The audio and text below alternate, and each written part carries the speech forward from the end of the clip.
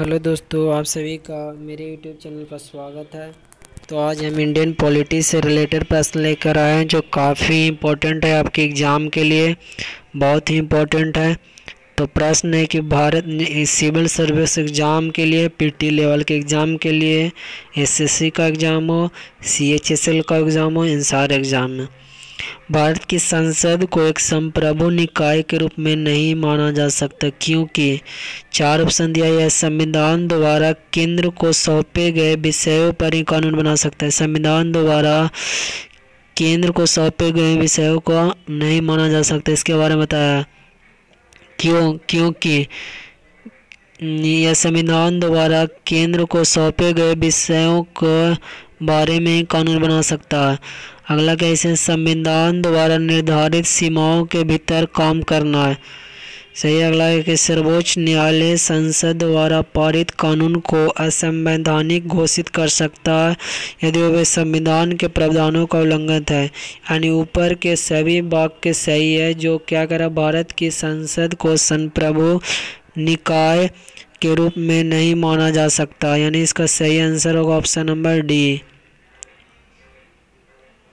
अगले प्रश्न की तरफ चलते हैं। हमारा अगला प्रश्न है, भारत संसद के एक अधिनियम के द्वारा लक्षद्वीप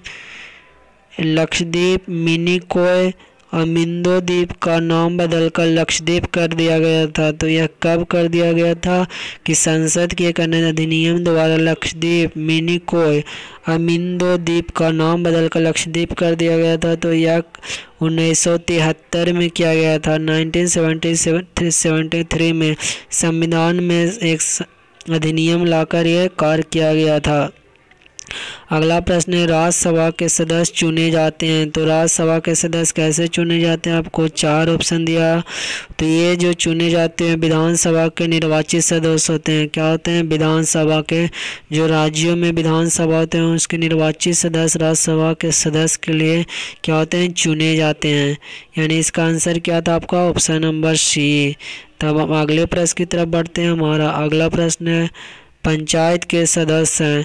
तो पंचायत के सदस्य के बारे में बताना है। तो यह क्या होते हैं, आपको चार ऑप्शन दिया है, उसमें से ढूंढना है। तो पंचायत के सदस्य होते हैं संबंधित प्रादेशिक निर्वाचन क्षेत्र के निर्वाचन मंडल। क्या होते हैं, संबंधित प्रादेशिक निर्वाचन क्षेत्र के निर्वाचक मंडल। यानी इसका सही आंसर होगा ऑप्शन नंबर बी। तो हम अगले प्रश्न की तरफ चलते हैं। हमारा अगला प्रश्न है, चुनाव याचिका को तय करने की शक्ति निहित होती है। तो किसके अधीन होती है, तो चुनाव याचिका को तय करने की शक्ति निहित होती है उच्च न्यायालय के पास। किसके पास, उच्च न्यायालय के पास। तो हम अगले प्रश्न की तरफ चलते हैं। अगला प्रश्न हमारा वर्तमान लोकसभा है। तो कौन सी वर्तमान लोकसभा है, आपको ये बताना है। तो जो प्रेजेंट टाइम आपको वर्तमान लोकसभा के बारे में बताना है। तो यह 17वीं लोकसभा। कौन है, 17वीं लोकसभा, ऑप्शन नंबर डी। तब हम अगले प्रश्न की तरफ बढ़ते हैं।